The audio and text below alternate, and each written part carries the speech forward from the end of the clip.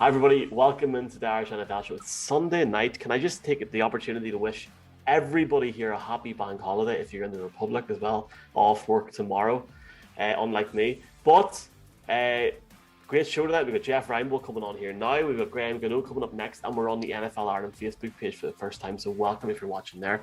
Jeff, welcome back to the show. Oh, it's awesome to be back.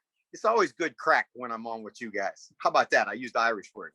There we go. There we go. We've got it started now, man. It's good. What have you been doing the last couple of weeks? I mean, I know you're back in Hawaii now. You were down in Houston for a bit, yeah. I was down in Houston coaching in the spring league, which was a good experience, and always great to work with kids that are trying to get back to the National Football League. We were 2-1 when I left. They lost last week. They're 2-2 now. It's a big week for them this week. They got to win. Kevin Gilbride, the old Giants offensive coordinator, he's got one of the teams, the Jousters, and they're in first place right now. So my team, the Generals, got to come back and have a good finish. But it's one of those things, Mike, where you're down there and you're with a bunch of ex-NFL coaches, which is always fun, and then you got guys that a number of our guys have been on NFL rosters and trying to work their way back to the National Football League. It's just, again, another example of why football and the NFL needs a developmental league, because there are far more guys, that can play in the NFL than do play in the NFL. Jeff, that talk of making one's way back to the league kind of leads me on to the question. I'm interested because we haven't been able to discuss it yet, but you're back with us now. Tim Tebow in Jacksonville, Tebow mania. I'm interested in your take on that, because I suppose, is this a great move by Urban Meyer in terms of kind of creating a distraction with Tebow and allowing Trevor Lawrence and that new team to kind of bed in while everyone focuses on Tebow? Or is Tebow going to be too much of a distraction trying to learn a new position and the circus that kind of follows Tim wherever he goes? I think Urban, this is not a, knee-jerk reaction thing for Urban. This is something I'm sure he's thought about since before he got the job. And I think that, you got to recognize that those guys are very, very close. They went, they had that experience at the University of Florida where Tim was the quarterback that really put that program over the edge and became a national power, won a national championship, and really catapulted Urban into the stratosphere as far as coaches are concerned. So, Colin, when you look at it, it may seem far-fetched to a lot of people, but to be very honest with you, I think it's a no risk and high potential reward move by Jacksonville. He's from the Jacksonville area. It's going to create a tremendous, and you've already seen it, a tremendous amount of interest in the Jaguars, a tremendous amount of interest in the community.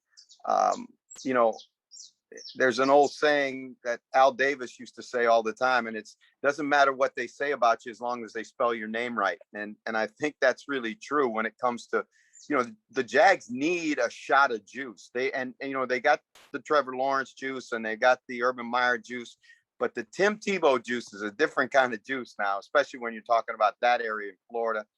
So I think it's a great move by them because, if the kid can't play, you cut him and you move on. If he can play, you get a player for cheap, and not only a player, but a guy who's a tremendous guy in the locker room.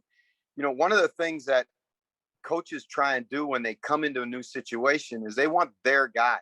They want guys who will be the voice in the locker room for them. And certainly Tim knows exactly what Urban wants. He knows exactly the way that they want to practice, how they want to perform on game day, how they want to prepare, all of those things. So he can be that, that constant, reaffirmation of what Urban Meyer's trying to build in Jacksonville in the locker room. So I think it's a good move. Jeff, the coming week is the week in which a lot of teams have mandatory training camps. And I suppose a lot of the talk is around which players will turn up, whether they'll get fined for not showing up for the week itself. But two teams have decided that they're not going to do any mandatory training camp, the Colts and the Eagles. And bearing in mind, Sirianni is the new coach with the Eagles. You always hear about the new coaches wanting more time with the players to adjust to what they want from them going forward. Is it a surprise that they decided to not do the mandatory training camp and wait till training camp itself kicks off at the end of July? Well, it's an interesting question because, if I'm Nick Sirianni, I want every chance I can to spend time with my players because we're a new staff. It's a new message. It's a new organization. But, again, everybody, Brian, has their own philosophy.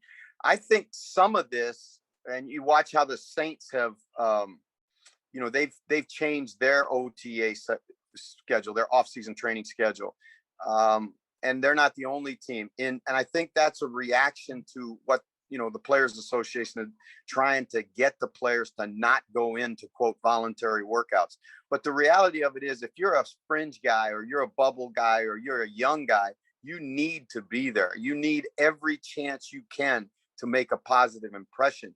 And this is what I'm concerned about from the Players Association standpoint. And it's natural because I see it with our Players Association too. The veteran guys are always trying to ensure their survival.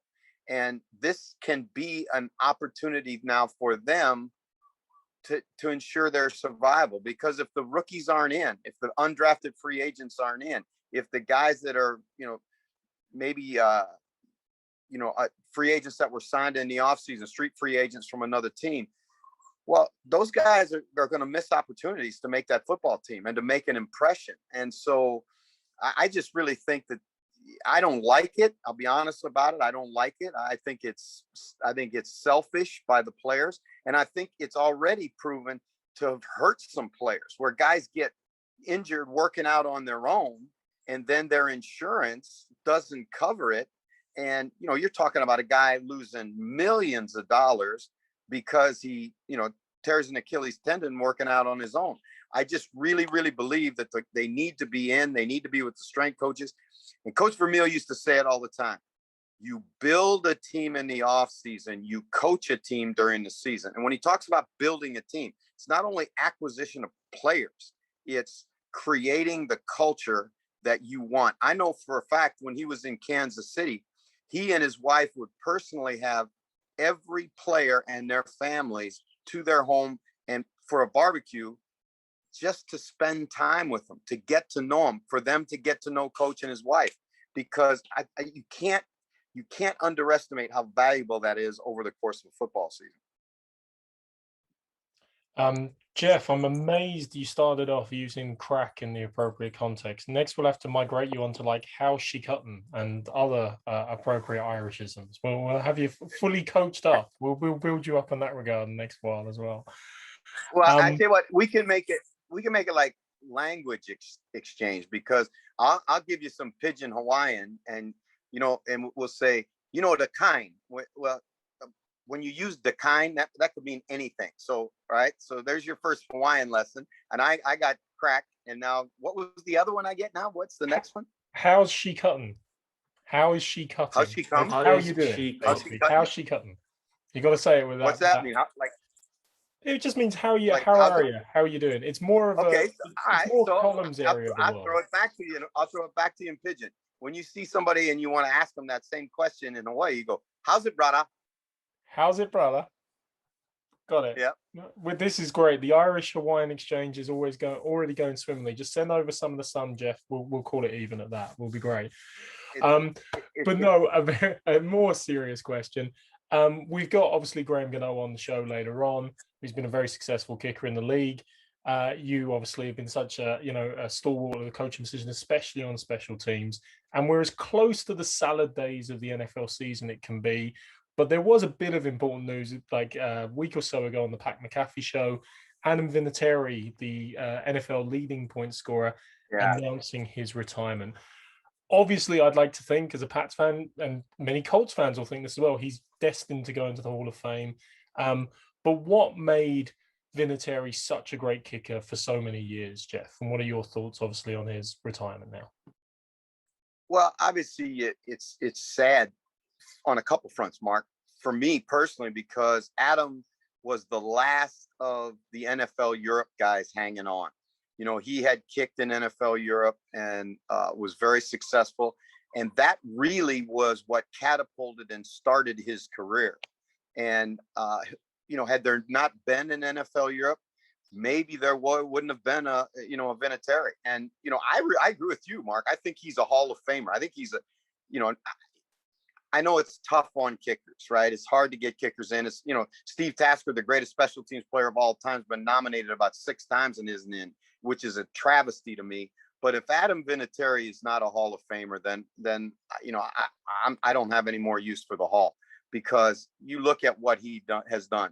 Not only the longevity, because that's an incredible accomplishment in itself, but let's talk about winning kicks, big kicks, money kicks, the ones that you have to make in your career.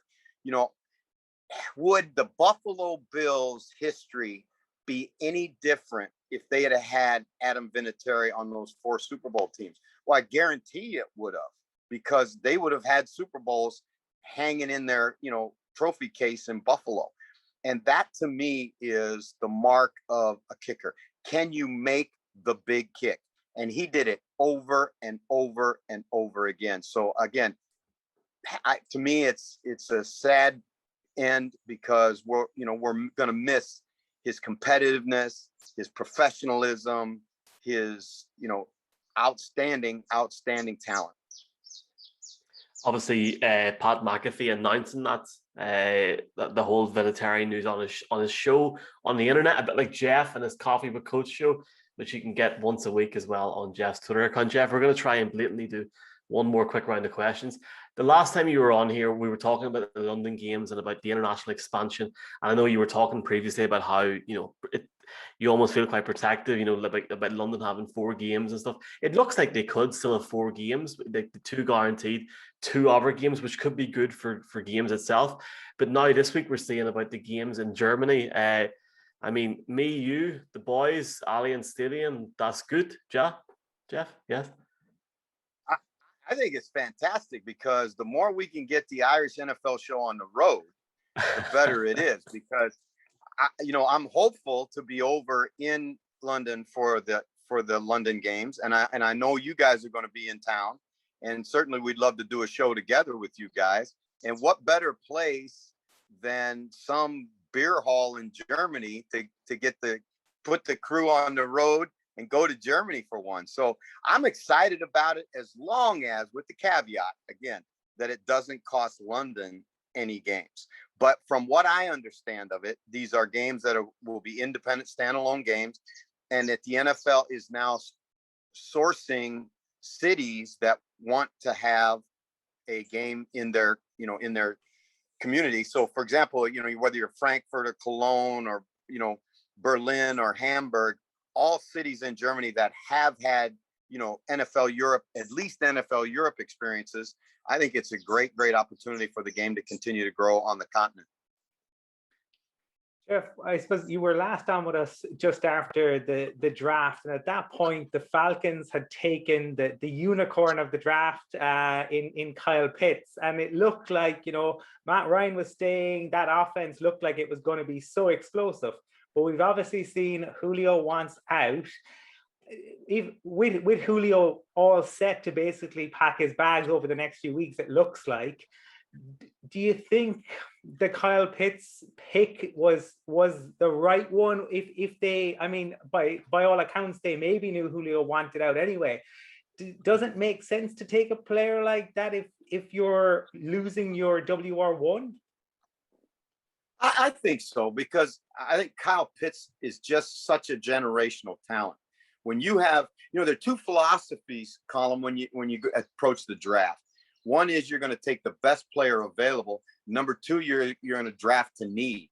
Well, obviously, if they knew, and I think they were, the conversations had at least started that Julio wanted out, so they were aware of it, and there were a number of fantastic wide receivers on the board when Pitts was there. But I just really feel for Fontenot, he couldn't turn his back on that talent, on that generational talent. And let's be honest, the tight end is an ever evolving position in the National Football League. Gone are the days of John Mackey and Mike Ditka and Mark Bavaro and those tight ends. Now we're into Travis Kelce and guys that can do so much for you in the passing game. George Kittle is, I guess, a little bit of a throwback because he's such a good inline player. But I just really think that a guy with Pitts's unique skill set, and you called him a unicorn, and I think that's a really fair example because you don't see those things very often, and he certainly is a rare talent, and Atlanta has to feel fantastic that they got him. Jeff, I read a local article here during the week where a journalist said last year it was unusual to watch sport in empty stadiums. Now he finds it weird watching sports again with fans in the stadium because it's gone so long. This season, when the NFL starts, there's teams obviously have a big home factor, but I think fans will be appreciative of the fact that they're back at games, back in home stadiums, that they wouldn't have really never thought this pandemic would ever happen, and it'll be a huge difference for home teams going forward next season, and the away teams will struggle initially at the start of the season. No question. We had Maurice Kelly, who's the vice president of Seattle Seahawks, on Coffee with the Coach last week, Brian, and one of our members of the tribe sent in that very question. Now that that it's been a year with no fans in the stands, the question was basically, do you think that the 12s will be even louder than they were last year? And Maurice kind of chuckled and he said, yeah, because they've had a whole year to rest their voice box. But the reality of it is, when you're in Seattle, and he admitted this, he said, you see things go on in the game in that stadium that don't go on in other stadiums because the noise is just so incredible. I don't know if you guys know this, but more than one time, the University of Washington is about maybe 10 miles from that stadium. And the University of Washington geology department has a seismograph that measures on the Richter scale, measures earthquakes. And when the 12s are really going, they actually register on the Richter scale as an earthquake. That's how loud that building is. And so he talked about the 11 false starts that the Giants had in one game, 11 false starts in one game. And he talked about how the Packers just completely fell apart. They had the game won and completely fell apart underneath that just shower of noise that is, playing in Seattle. So for teams like that, for the Saints, for the Bears, for, all of those places, Cleveland, where the fans are such a big part of the game, I think this is going to be huge. 30 of 32 teams have already gotten approval to have fans in the stands again. Yeah, I mean, Kansas City I'd throw in there with Arrowhead as well, Jeff. And absolutely. Back in Seattle, it was 2010, the infamous Beastquake, of course, was the first occasion they'd appeared on the seismologist charts. So, with that in mind, Jeff, and we're getting, we're moving gears now, like 2021, Brady lifting the Super Bowl, that's in the rearview mirror. Training camps are about to ramp up. We're getting ready for the 21 season, as are all the teams. And one thing is that obviously June the 1st is a big date in the NFL calendar from contractual purposes and post June 1st cuts. But, we're a few days on now. We haven't seen mass exoduses and mass decisions. Is this kind of a related part of the cap and people having to get their cap in order and therefore there's not as many post June 1st designated cuts? Or are you just expecting, they're just enjoying, it was Memorial Day weekend, the last weekend, they're just taking it easy for a bit. Next week is going to go crazy again. No, I'm going to tell you something. Mark, right now, everybody is so fixated on getting ready for the season. But what you did hit on was something I think that's really true. We're in kind of uncharted territory with the cap because of the 1 year shrinkage of the cap. And so what people are trying to do is figure out how they can manage salaries going forward, because we know the cap's going to grow. But how can you downsize for 1 year and then expand back? That's why you've seen so many players renegotiate contracts or redo their contracts, because they give the team some salary cap relief and then make it back up when the cap picks up again down the road. So that's part of it. And here's the other thing, we talked about Julio Jones a little bit, And there was a lot of speculation that it was going to take a first-round draft choice to get Julio Jones out of Atlanta. Well, let me tell you something. How many days after June 1st are we now? And he still hasn't gone anywhere.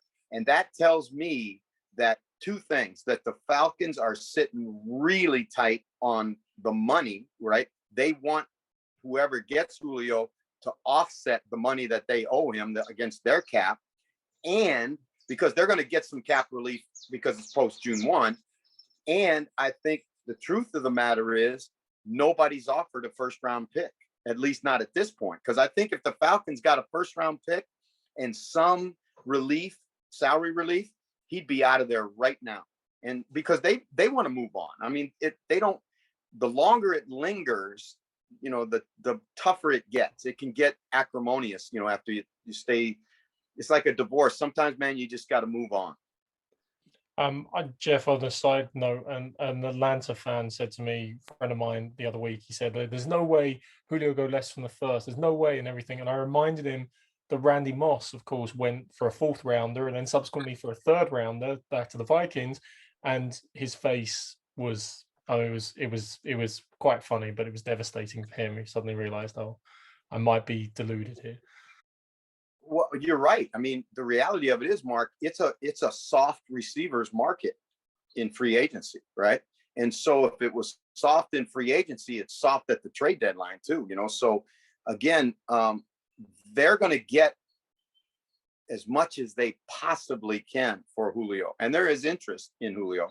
But, they're dealing with some tough trade partners too. And, that's the give and take of the game. And I just really think that for Atlanta, certainly, and for Julio himself, the sooner he can move on and go to another team and get involved in the offseason program, and the better it is going to be for everybody.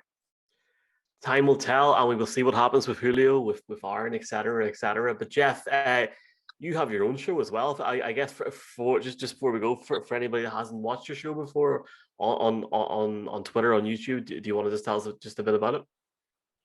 Yeah, I mean, it's you and I get together and we talk a little NFL and we have amazing guests. I mean, we've been so fortunate to have so many guys. We have NFL players, we've got NFL execs, we've got members of the media, we've had all kinds of people. This next week, one of the best quarterback coaches I've ever been around, and certainly one of the, you look at his track record, has coached 2 Hall of Famers, played in the NFL himself, was a head coach of the Atlanta Falcons, a head coach of the San Diego Chargers.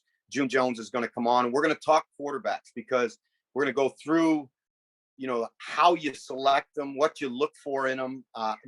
He's going to tell a fascinating story of when the San Diego Chargers, when he was the offensive coordinator of the Chargers, and they had to make a decision between Manning and Ryan Leaf. And they brought in a brain specialist to evaluate the 2 players. And I'm not going to say what he said until you listen to the show. So it's Coffee with the Coach, and you can get it either on Twitter, on YouTube, on Apple iTunes. Where else, Michael?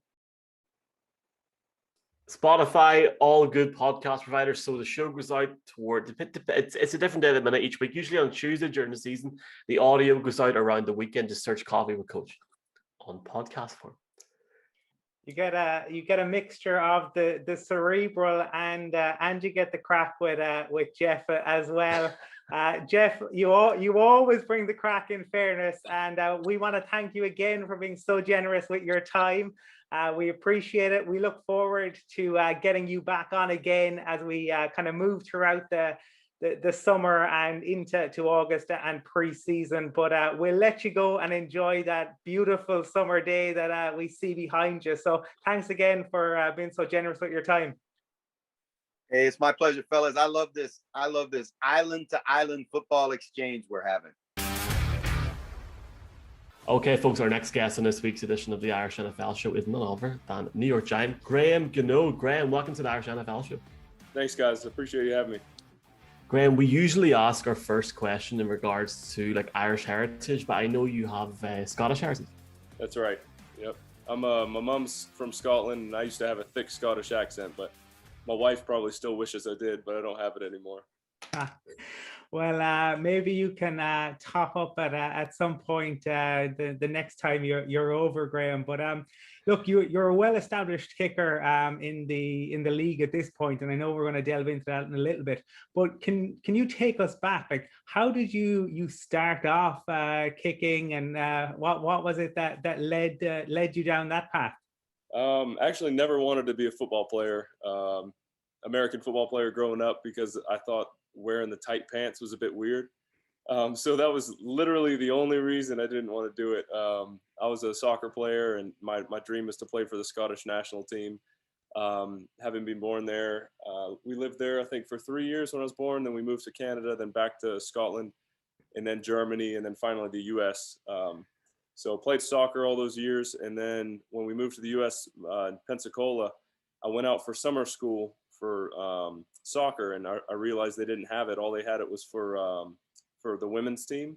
And so I told my mom and dad, I said, hey, I don't mind playing with them. You know, that'll be fine. And the coaches said, no, that's not all right. And one of my buddies asked if I'd be the kicker for the football team. So I'd never kicked a football before, but gave it a shot, and I was hitting 40, 45 yarders at that point. I mean, taking 15, 20 steps back, but I was a goalkeeper, so that paid off in the end. And that's kind of how I got started. I just started kicking then. Graham, was you had your time in Baltimore and Washington. I suppose most NFL fans would recognise you predominantly from your 8 years in Carolina. Can we just ask you about that experience playing for Coach Rivera? And you broke some records there over the years. Broke my heart with a 63-yard field goal against the Giants. Thankfully, you're with the Giants now. But your overall experience in those 8 years there?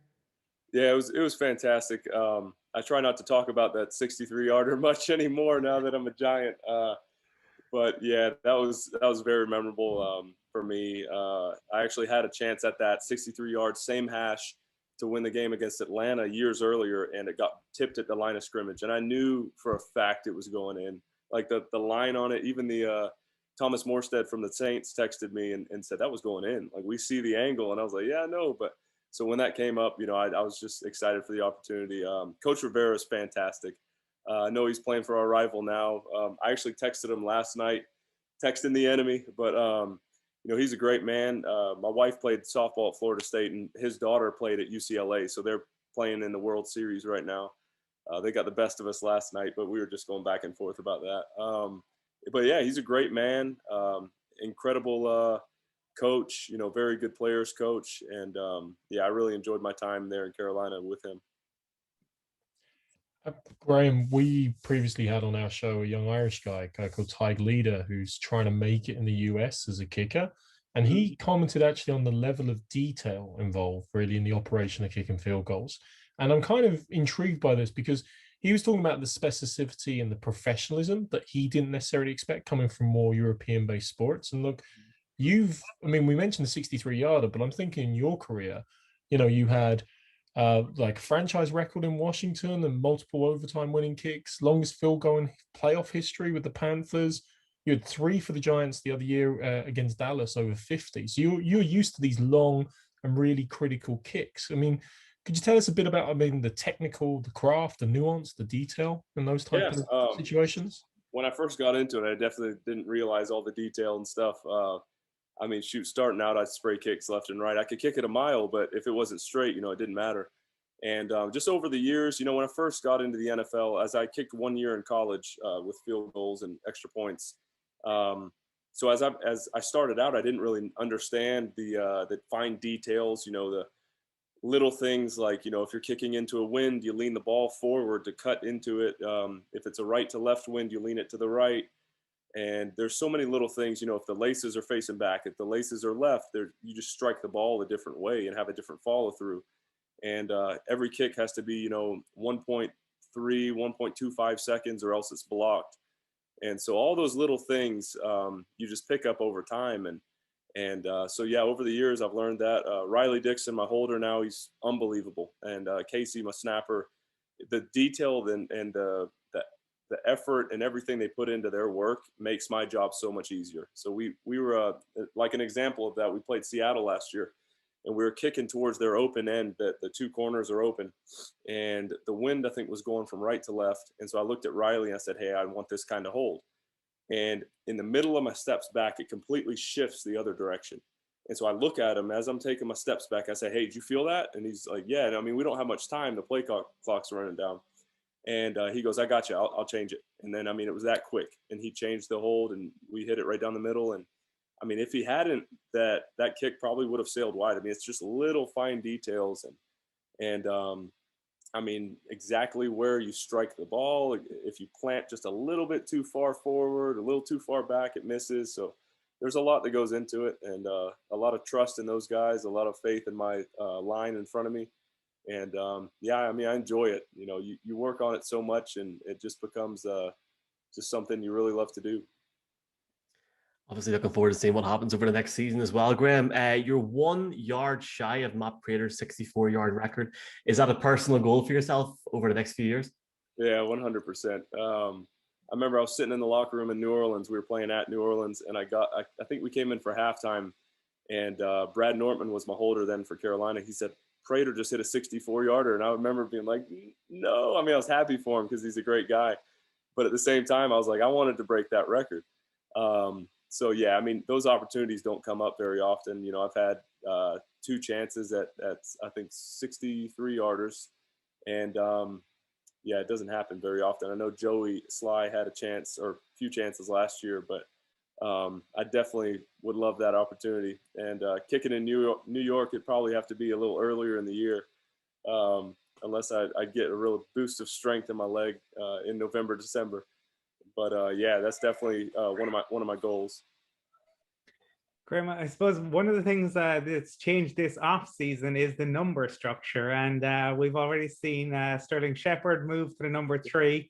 And I know from your social media that there's at least one member of the Giants roster who's feels that your number 5 jersey is a hot commodity. But that number 5 is your number, right? That's right. Yeah, I wear it actually because we have my wife and I have 5 kids. So, you know, I was 9 in Carolina for the longest time. I actually wore number 9 because of my wife. That was her number in college and all through growing up playing softball.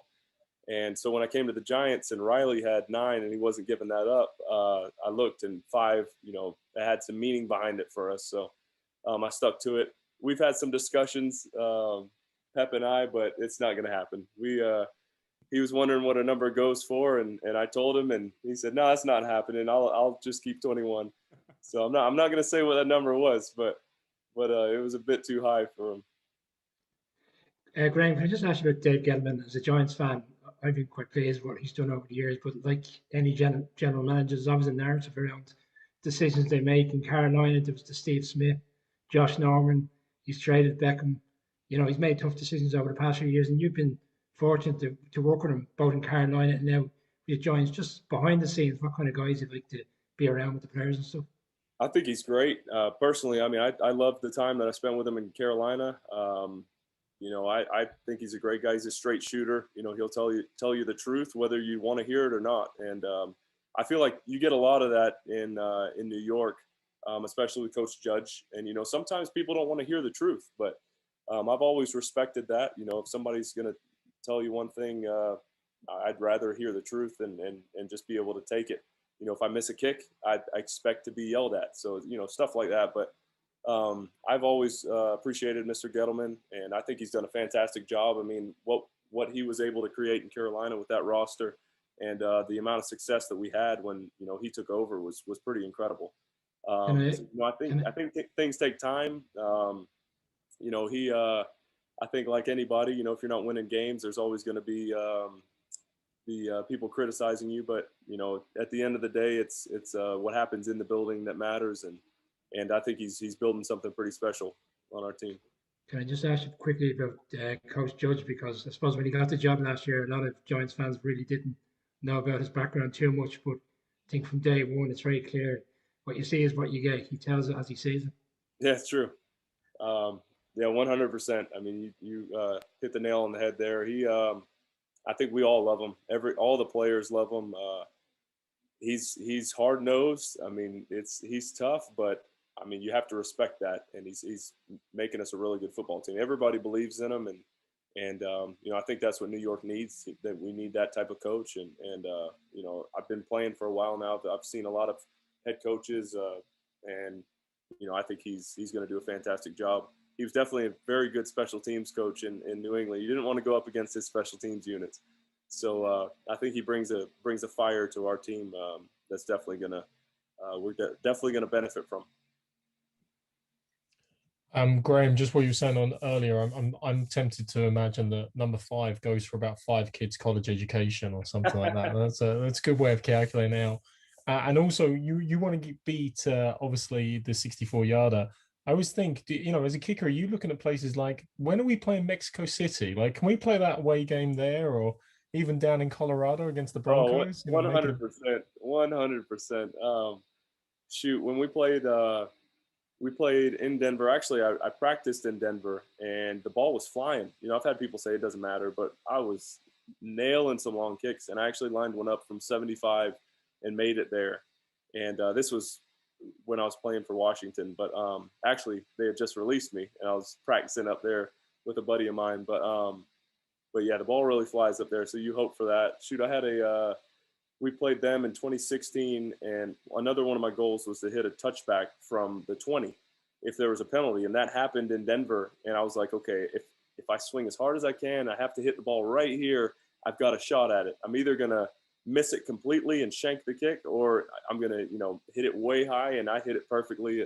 It went from the 20 8 yards deep in the end zone, and that was pretty exciting. But yeah, the ball flies there, so you definitely look to see where you're playing. And when you see the teams come out, you look to see, okay, are we away? Are we home?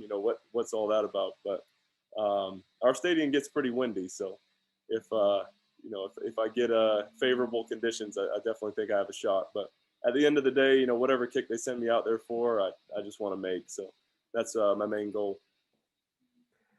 Absolutely. And Graham, forgive me if I'm wrong. I think you were injured the year that Carolina came over to London to play Tampa Bay. Yeah. I'm not sure if you've have you played in London at all in your career to date.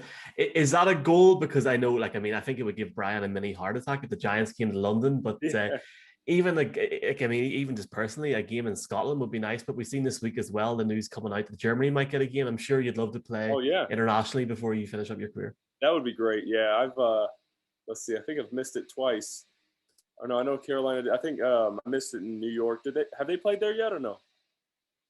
I'm not. Played in Twickenham about 3 or 4 years ago. Okay, yeah. So I missed that obviously, but yeah, that'd be incredible. I still have family in Scotland, so it'd be neat to be able to see them again. And I think it'd be really cool. I mean, the historic significance of playing in some of those stadiums. I think was it Tottenham has built the new one, right? But yeah, it'd be pretty cool. It'd be a neat atmosphere. I feel like the kicking game's a little more appreciated with the fans over there. From what I've heard, you hit a field goal, hit an extra point, and everybody goes nuts. So I think that would be pretty cool.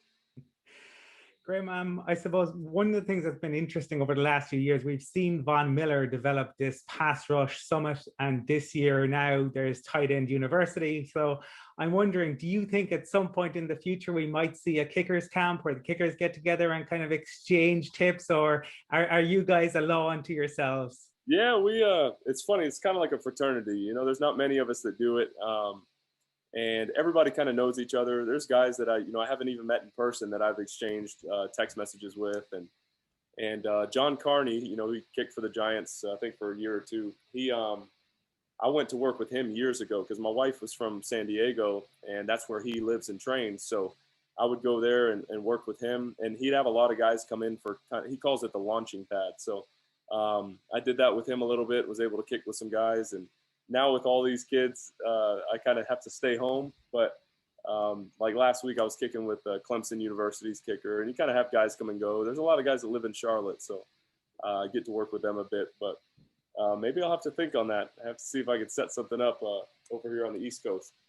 Graham, as it happens, the Irish kicker, in which Colin mentioned earlier, that's in the Spring League, is actually being coached by John Carney. Oh, no way. Yeah, that's awesome. Yeah, John's great. I love training there. That's Steve Weatherford and him are great friends. And I used to work out with Steve as well. So it's cool learning from guys like that. I'll send film to some guys. They'll send it to me, kind of dissect it a little bit and learn more about it. So it's a lot of fun. Yeah, Steve's social media page is quite entertaining. Yeah, I mean, we're built the same, so we got a lot in common. Not a chance. Can I just ask you around? I know obviously the result didn't go your way, but the experience of playing in the Super Bowl, obviously the build up that comes with, you've been in the Super Bowl and playing in that new stadium with Santa Clara at the time, that whole experience leading up to the game. Well, I mean, one of you, I think it was you mentioned Von Miller. That I felt like I got stabbed in the chest again hearing his name. But let's see, he's took 2 games from me. There's been the Super Bowl and the Pro Bowl, both of them. He won, and I did not appreciate that, obviously. But it was pretty incredible experience. I wish we had. There's a lot of things I wish we would have known going into the game. Just preparation wise, but it's pretty amazing being able to kick off in that game to open the game was pretty cool. You always imagine the flash bulbs going off around you, but it was daytime, so I didn't get to see any of that. And the football you kick off is a brand new football right out of the box because they take it as soon as you kick it off, they take it out of the game. And a lot of people don't know those things are like hard as rocks when they're brand new. And we actually have a guy that gets like 30 minutes to break it in, but so kicking that ball off is tough. And it was neat playing in that stadium. It's tough, obviously, losing that game, but I mean, it lights a fire in you. You want to get back and play in it again. And I really hope I get that opportunity again. It's something I definitely, I mean, everyone's career goal to win that game, but I'm hoping I play for a long time and get to win a lot of them. Graham, talking about the big game, effectively, Adam Vinatieri obviously played in a few of them, and he just retired. Will likely go into Hall of Fame one day, and obviously that's an area that's severely depleted of representatives in the kicking game. But I don't want to ask you about the NFL, the Hall of Fame per se, but there was something I saw that was a really nerdy thing for me. Belichick was talking about Vinatieri last week, and of course he mentioned the snow game kick, so it was probably one of the greatest kicks of all time. But he actually called out another kick, which was the Super Bowl win against the Panthers. And Belichick, obviously, originally a special teams coach, focuses very much highly in that area, said because of the quality of the kick rush unit and because they blocked a 36-yarder early in the game, his skill to get it up and get it at the right angle for that was probably not appreciated by many people out who don't know the game as well, perhaps. Yeah. And I mean, is that preying on your mind as a kicker? Like, this kick rush is good, this kick rush is bad, especially the block to kick. How does that feed into the process? For sure. Back when I first got into the NFL, a lot of rules have changed since then. It's funny, I'm becoming one of the older guys, getting some grays. But you could middle rush, and you could blow everyone up the middle. You could run the snapper over. So there was a lot more blocks then because, I mean, they could come straight through. And I actually, the other day when Adam announced his retirement, I watched his kicks over and over and over again. Just trying to, watch every little bit and how he hit the ball. And everyone, obviously as in the kicking game loves that guy. He made some massive kicks. And I watched that Panthers one in slow motion over and over. And I noticed the rush off the edge. If it was just a little bit slower, it would have been blocked. And the guy, I think one of the guys on the left gap opened up a little bit. Somebody jumped over. There was all kinds of little things. I noticed that he hit it perfectly. I mean, it was high up in the air, and there's a lot of things that go into it. You definitely know, like when you play a guy like Patrick Peterson coming off the edge. I mean, it's close. I've had kicks sometimes go underneath guys or over them as they block or dive, and it's pretty nuts, really. I played in New York one year with the Panthers, and their edge rush was really good. The guy dove, and I hit him in the back, and the timing was good too. So I was like, this is amazing. But you definitely think on those things. But it's more something you think of during practice. During the game, you kind of just go out there and play. But talking about Adam's kick in that game, that was definitely impressive. Yeah, with a brand new long snapper, if I remember correctly, as well. It was long snapper just come in for the Super Bowl, so a new unit and everything, which I didn't realize plays that. with the timing for you guys as well. I know the holder in that game was released by Carolina I think in the preseason or something. So that was a little special for him to beat them. But yeah, obviously playing there for a while, that was tough to hear about that from the fans down there in Carolina. But I'm excited. New York's won a bunch of them, so hopefully we can add to that. Graham, it's been a pleasure chatting to you, and just obviously we'd like to thank you for your time. First of all, there's a couple of Broncos fans here, so we wish you well in the season, apart from week one. It's definitely a good game to start off. But look, you're welcome on any time, and thanks a million for your time, Graham. Thank you. Yeah, we'll have to do it again, maybe with everyone except for the Broncos fans. Thanks, Graham.